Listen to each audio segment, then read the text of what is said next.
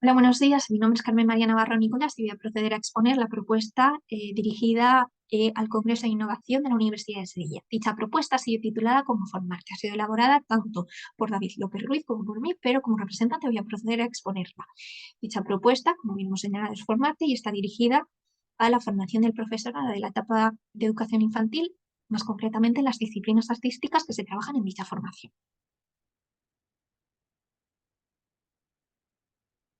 Esta propuesta se divide en tres apartados fundamentales. El apartado de justificación, es decir, el por qué dicha propuesta, el apartado de la propuesta en sí, es decir, en qué consiste, y finalmente el apartado de las conclusiones, es decir, conclusiones que extraemos con la elaboración de dicha propuesta.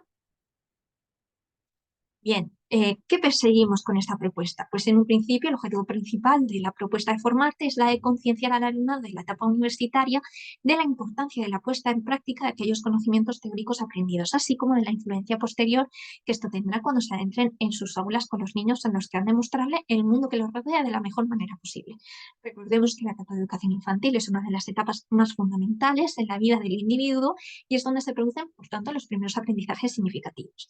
Por lo tanto, cuando el niño se adentra en el aula de educación infantil, el maestro es una de las figuras clave que va a influir en la construcción de dichos aprendizajes. Es por ello que la propia formación del profesorado de dicha etapa es fundamental. Y si éste no está bien formado, quizás influye en que la construcción del alumnado de aprendizajes significativos sea más negativa que positiva.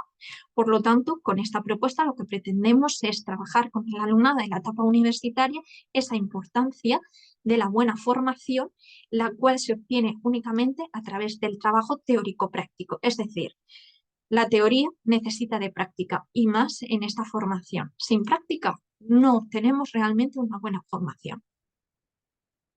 Bien, ¿en qué consiste esta propuesta?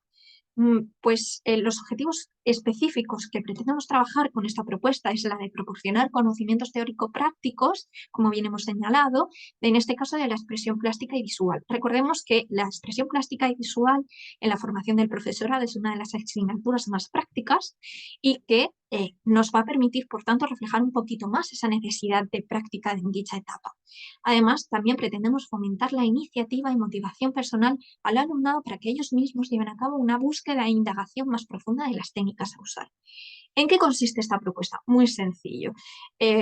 Digamos que vamos a realizarla en los inicios del trabajo de la asignatura de didáctica eh, plástica en la formación universitaria y digamos que vamos a trabajar diversas técnicas que necesitan esa práctica.